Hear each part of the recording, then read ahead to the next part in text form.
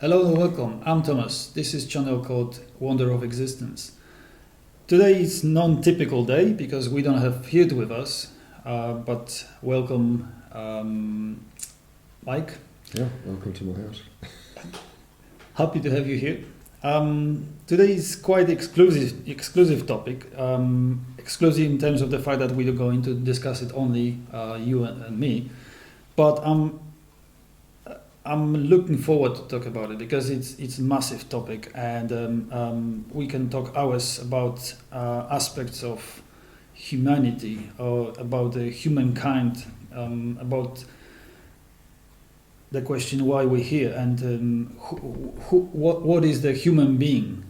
Is it only physical body, just a meat, or is it something else, or is it something more? And how's that happened that we're here? So I've got to answer all the questions without Geert, but at least we don't have to talk about football, which is great. So this time no football. Geert, I promise to you we'll talk about it next time. So Mike, what would you say? Who are we? What is humankind? What is humankind? Okay, I've been thinking about this a lot the last couple of years. Just kind of come to more of an understanding about myself. And you've got a subtitle on it, who are we? If you say about who's human, what is humankind and who are we? Well, I start with who am I? And that's one of the biggest questions out there, of course. And, all the big minds have thought about this, and including me. I'm not saying I've got a big mind, but big enough for me. And who am I? If I start there, then definitely you, Mike. That's what we know. Okay. What else can you say about yourself? Well, I come to the conclusion. I'm going to start at the conclusion, which is I'm a character, like you would have a character in a story. I'm a character in a dream of the universal mind. Now, let me clarify that, coming from where my belief in reality comes from, is that it's consciousness, mind, imagination, it's all one thing for me. So consciousness is the universe, bigger than universe, maybe multiple universes, but at the core of everything is consciousness, and I call that, say, source mind. Yeah, and mind is imagining every conceivable reality that is out there. And, okay, we know this reality, we experience this reality, there could be others, but we don't know what those realities are. We only really know this one. And we even don't know this one. We don't know the truth of this one, but we're trying to find that out, of course. But we can all have we know our experience of this one. Yeah. So that's the fundamental truth: is we know what we have experience, and we know we're experiencing this reality. My concept and the model I use for understanding what existence is that everything is like a dream or an imagination in consciousness. Consciousness is imagining every conceivable reality, or dreaming it, if you want to say that. But is there one consciousness, or ultimately there's one consciousness that can conceive other consciousnesses, and they can conceive other consciousnesses. It's like a tree growing out. It's a fractal pattern of consciousness that expands, and somewhere down the line you come to us, and we're little independent pockets of consciousness, and we have our own imagination. We can invent characters, we can invent stories, we can invent realities in our imagination, and that is basically how I see who I am. So you have.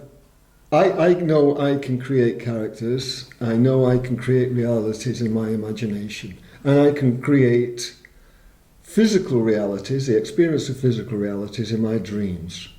Dreams are very important to me because I use them as a model for understanding what this world is, this reality. So, because I know I can create those worlds, characters, lives, storylines, everything within my imagination, my logic and my experiences tell me that I am also just a character in the imagination of a bigger story that might involve one entity that's imagining me, and that entity might also be an imagination from another entity that's imagining that. So just going up the line to source consciousness, which is one mind, but ultimately it's all one mind. There's only one mind at play here. One mind that is spreading out, imagining this, imagining that, that can imagine that can imagine that. And somewhere down the line is little old me in this reality, and I'm doing exactly the same. I'm imagining my life, I'm imagining my identity, I'm imagining what's important to me, I'm imagining who I am and where I stand in my answers. I'm imagining my answers as well. And creating books where you create your own characters. Well, I write, yeah. I'm sort of writing, and I've I put a lot of my own belief systems into the stories I write, and through writing, it clarifies for me that whole premise that I'm also a character, or could be a character in the story. I say could be because I don't know for sure. And now some people might not like that idea of not being really anything other than a dream character in somebody else's imagination, but I don't mind that because I know my experience is me anyway, and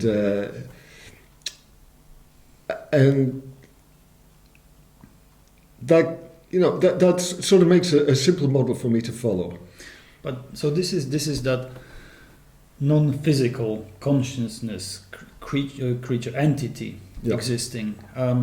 But what about then the physical part? Who are you as this physical DNA code? What is it then? And how is it connected to this? Well, that's because I do a lot of dreaming, and I do a lot of lucid dreaming, and what they call astral travel, out of body experiences. I've had those, and I've studied in those experiences. I've studied the environment around me, and it's as solid as this one. So, who are those people? What is that world made up of? And I've thought about this while I've been in it, when I've been awake, when I've come back to this world. What is that world made of? Is it made of atoms? Are those people real people? Are those people flesh and blood? Am I flesh and blood when I'm in those physical realities? Because they are physical realities. And I know I'm not, because I know I'm in my own mind. So this whole reality here, I can't talk about physical reality as such. I've got to talk about illusory physical reality. So this is an illusion. This physical reality is an illusion, and it might seem solid. It might seem physical, but it's not. It's just an illusion of physical, and I know that because I've been in other realities in my head, in my imagination, walked around them, and they've been as physical as this one. So there's really no difference between them. And my mind tells me that there is no difference between them. And this one is just as illusory as every other dream, or as every dream, which means that then I think about this life, this reality as a dream, which means I'm a dream character.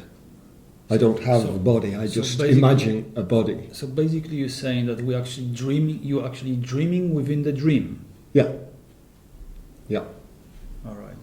Because I would just, let's say, stop you for a moment here and just ask you a question. Because you said within this reality, which to you seems to be not real, because you know that when you lucid dream, in your lucid dreams, you see yourself the same way as here.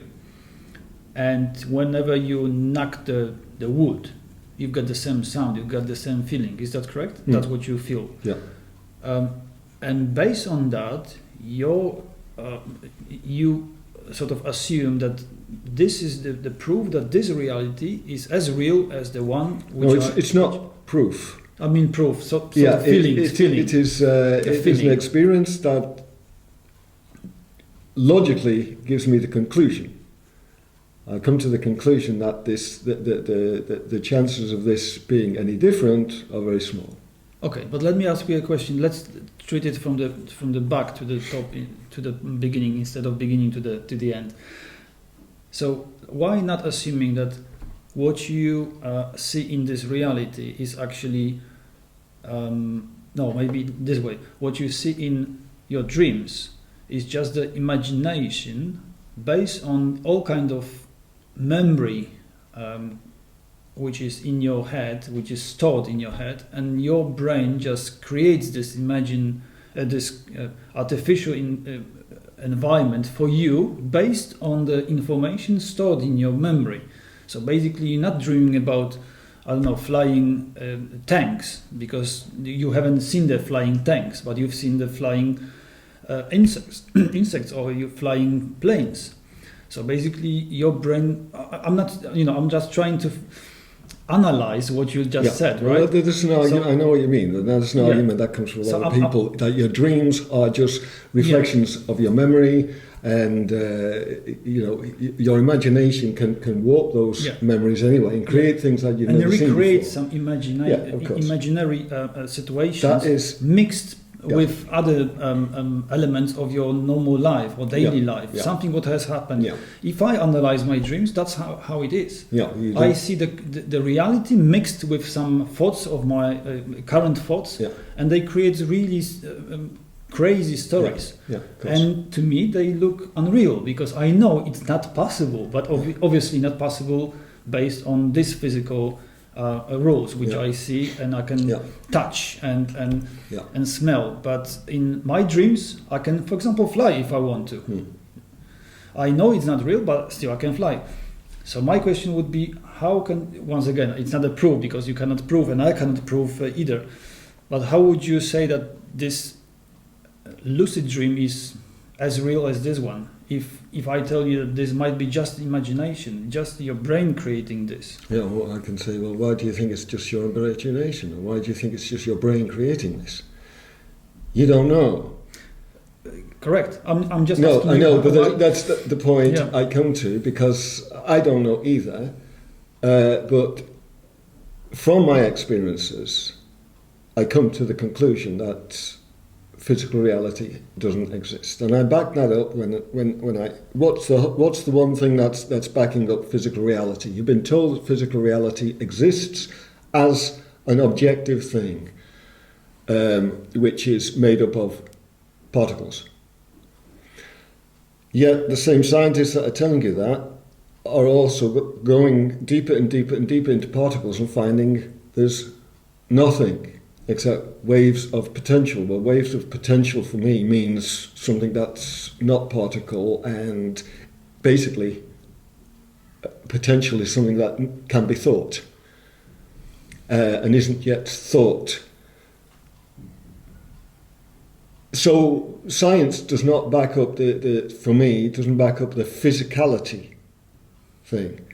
Consciousness, via my experiences in dreams, which are conscious experiences. It's not just normal dreams. Normal dreams, I have those as well, and that's, I know there's a lot that plays out from my memory and my experiences in the day, that they can come back as storylines within the dream, and a lot of it doesn't really follow the logic of this reality, this physical reality. But the more aware I am, the more lucid I am within the dreams, the more stability that a world can get, and the storylines within it follow normal storylines, the same as this one. I can have conversations with people, I can explore the physicality within, I can walk from one place to another, and it's got a proper route things don't just appear and disappear unless I want them, because it is Yeah. a mind But- anyway, and your imagination can create things in mind. And it's just the logic of looking at, well, I can't believe in physicality because, science doesn't back it up, and my own experiences don't back it up. So I'm left with an illusory reality, an illusory physicality, and that means that whether you call it imagination, or whether you call it dream, or whether you call it consciousness, it's all the same thing. It is an imagined physical reality created in consciousness. And why should I stop with dreams when this world is also not? It's not possible to prove that particles exist in this reality. Why should I suddenly start believing that this reality is solid just because some scientists say it is, while other scientists say it's not? I mean, this is the big thing in science now, that this is an illusion. We don't really experience it the way it really is. And they talk about energy, but nobody can say what energy is. Energy is something that's immaterial as well. Yeah, but So I just choose I choose a model of understanding about who I am, or what this reality is, because who I am belongs in this reality.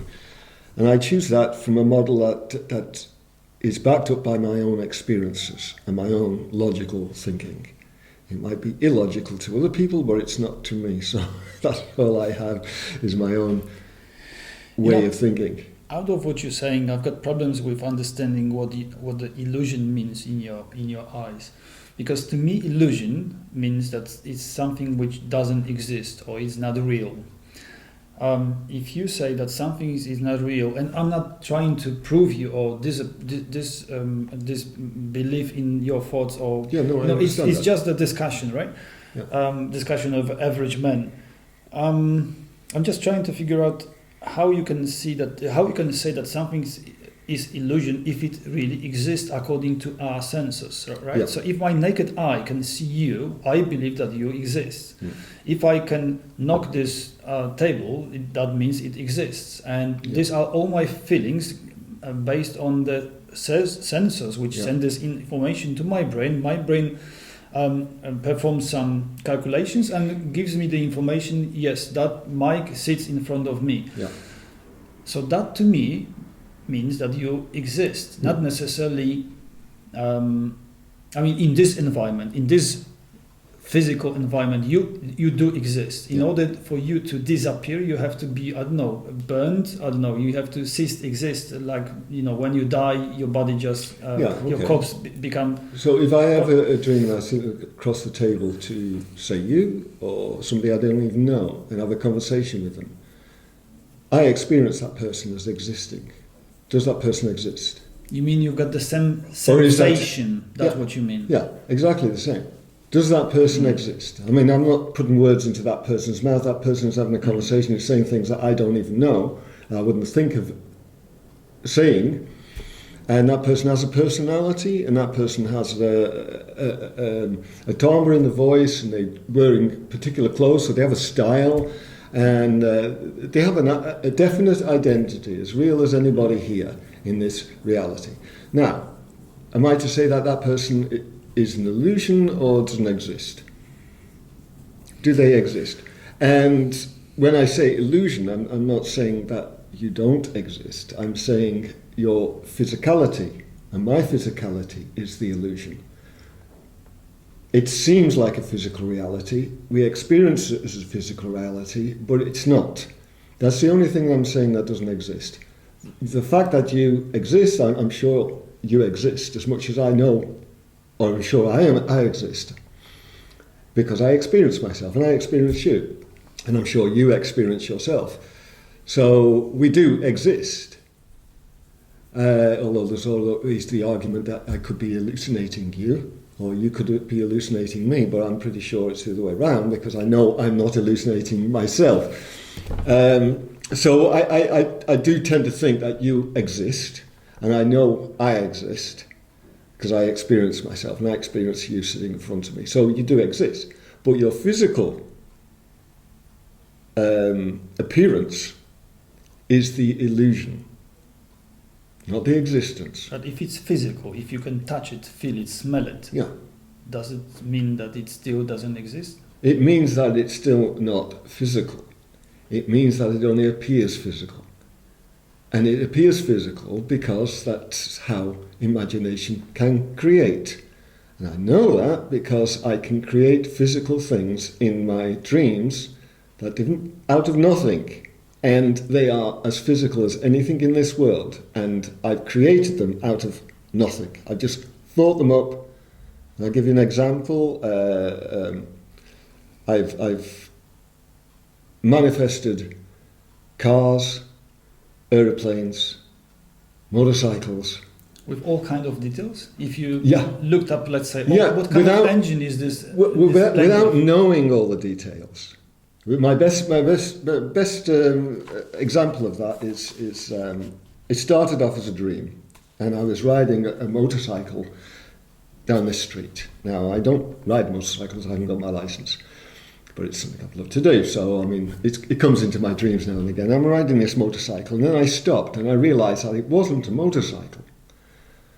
Because I'm in a normal dream where things don't make sense, but they do when you're in the dream, but when you wake up, they just don't make sense. It's ridiculous. That's where my imagination was playing games with me. So I'm riding this thing that just wasn't a motorcycle at all. I don't know what it was. It was half a go-kart or something, you know. It was this really strange contraption. It was really low on the ground. And I got tired of this. I thought, this is stupid. It wasn't getting me anywhere either. I was going really slow. I thought, I want a proper motorcycle. So I stepped off and I knew I was dreaming. When you know you're dreaming, you're lucid. So I knew I could create objects and recreate the world around me, the environment. And I wanted a proper motorcycle, so I said, okay, I'm going to manifest this thing in front of me, I'm going to turn it into a proper motorcycle. What do I want? And I thought, okay, what's a really nice motorcycle? I thought of a Honda Goldwing, and I couldn't tell you exactly how a Honda Goldwing looks like, and I don't know where to put all the pedals and things, but I imagined this thing was going to be a big proper motorcycle that had the feel of a Honda Goldwing. And I watched it grow, and it was there, in the middle of the street, big Honda Goldwing. And I strode across it, and I sat on it, and I thought, yeah, it doesn't fit right. The handles need to be longer. So I imagined the handles being longer, and they were longer. And I imagined being able to sit back, so it was more like an easy ride than a straight-up Honda Goldwing. Mm. But it had that feel, and it fitted me now, and I put my feet on the pedals, and I thought they're a little bit too close. I need them stretched out a little bit more to the front, so I can really relax on this touring bike. Oh, it feels good. That was all understandable for me. That's just to create something like that without knowing how the engine. I don't know where the bolts and screws are in an engine. I wouldn't have been able to. I didn't have to think about the whole engine. I didn't have to build it up out of parts. I just imagined the whole thing already created. And it worked. I could start it up. I didn't have to kickstart it. It started with an electric motor, and it brummed the same as a normal motorcycle does. And then I noticed on overlapping the front, the lamp on the front, were two saddles and then little, luggage cases. Mm. Which they don't have on the Goldwings, but it doesn't really matter. And I thought, oh, they're interesting. So I opened them up, see what was in them. And I found, in one of them I found a passport, my passport, and in the other I found my driver's license and the papers, the insurance papers for the motorcycle. I didn't think that. They were just there. And, maybe something needed to be there. If I expected something in them, which I think is how creation works. If you open something up and you expect to find something, you're going to find something. Consciousness cannot create a void. You can't have a void. You can't stand a void. Something has to be created. And I found this really interesting. And I looked at the picture. Oh, yeah, it's mine. Oh, well, that's handy. That'll be good when I come to customs, because I'm going to end up at customs sometime. And then I went off for a ride.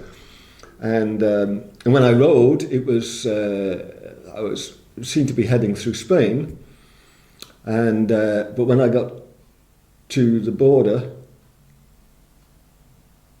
no, I thought I was in Morocco actually, somewhere like that. It was a desert sort of place, and I thought I was in Morocco. But when I got to a border, and then that I realised that I was going to have to cross water to get to Morocco, so I assumed I was in Spain, and then I woke up.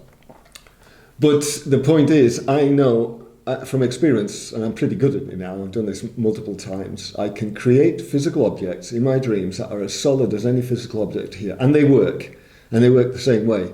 Okay, part of that can be memory, but that is what creation is.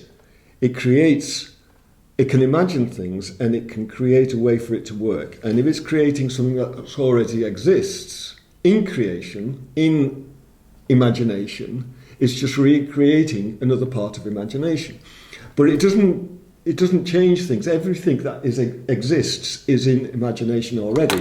So me having a dream where I create something that already exists within consciousness is just taking that pattern and putting it here. It does not conflict with any idea of a physical reality or a non-physical reality. Everything is possible in consciousness. If you can imagine it, you can imagine it. And and that includes the experience of a physical reality like this one. All right, but let me say it this way. So you said you sat down on the Harley, right? No, it's Honda. Honda Goldwing. So Honda I Goldwing. haven't done the Harley yet. Okay, Honda So Goldwing. next time. And now you said like you kicked off the engine and Yeah. it started itself. Without kicking it actually physically. And then you said like you've heard a broom, like Yeah. proper broom. Now the question is, what does it mean, proper broom? First of all, you don't have a driving license, the motorcycle driving license, so you're not experiencing that. So I'm just trying to figure out what the sound sounded like, because you must have heard something which was similar to your to the vision of the sound of the I know how engine. motorcycles sound. Motorcycle, yeah. Well, So- yeah, a motorcycle sound. It was a motorcycle sound. That's it. I couldn't distinguish it as being a typical Honda sound. So I'm not that sort of Expert. expert. No, on I that. understand, but what I'm trying to say is now, so you've heard some sound, and to you sounded like a motorcycle, perhaps even Honda Goldwing. But let's assume that you also used or experienced in your physical reality different motorbikes. Let's say Triumph, Harley, and etc. And you know the difference between those sounds. I'm just thinking like once you're lucid dreaming about sitting down on the Honda, what happens then? Then you kick off start the engine, Yeah. and what happens? You might create the sound of the Harley, Yeah. thinking like, hold on, why I'm hearing Harley if I'm sitting on a Honda? Yeah. And then questioning yourself within this lucid dream, Yeah. or because your memory consists this information about differences between engines and automatically adjusts that to what you see Yeah. in your lucid dream. Yeah. And if you sitting now on the Honda, it immediately gives you the sound of the Honda Goldwing. In both cases, you won't be able to say that's you, or it's just this reality creates because it's me thinking about it and some subconsciously creating this sound or that sound, or it's just the world which is building and created in front of my eyes and my ears Yep. unconsciously, and I'm just following the movie. Yeah. You know what I mean? Yeah. This difference. Yeah. So I don't know how you see it. Yeah. You get having this problem with Are you the movie director in this, or are you just the actor who follows the script? I'm the director. I'm the director, the art director as well. And I decide what comes in, and then the universe or consciousness, the bigger consciousness system, creates it for me. So I say, I need a motorcycle. Sounds like a Sounds like a Harley. I want a Honda. Yeah. Yeah. Doesn't fit right. I want it to fit right. Okay, that's good. Okay. And it's added some things in the pouches at the side as well, which I didn't ask for, but it was funny. And okay, I want to go for a ride. Well, I'm in the middle of North England at the moment on some tiny streets. It's boring, you know. So I mean, I imagine subconsciously I'm saying, oh, I need a big, long, strict road, desert. Great, love it, great. It's a combination of my imagination and the imagination of the greater mind, which is the consciousness system, that is creating all this. I can demand it. I can request it, and I can alter it if I can alter it. But the main form is created out of the system, consciousness system, and that has all memory in it of everything that exists, has ever existed. And for the same thing, I could say, well, give me a spaceship, without knowing it, what a spaceship looks like, or give me a three-headed dragon, you know, and it would give me a three-headed dragon. And then I could say, yeah, well, it's blue, I want it green, you know, and change it. And I can alter details within it with my own imagination to fit my own desires. But it's a combination of the greater mind, a greater imagination, with my imagination as part of it, because we're all part of that whole. There's no difference. It's just that I experience sort of an individual portion of it that is focused here within me. But I am part of the bigger imagination, so I can request things and it will provide it. I don't see any difference between who I am and everything else, except I have an individual experience of myself. Right, Mike, let's park it for now. Let's come back to this in the next episode. I'm pretty sure we need to discuss this further because there's so many other aspects of this. And the next one I want to talk is the virtual reality in what you just said a moment ago. Okay.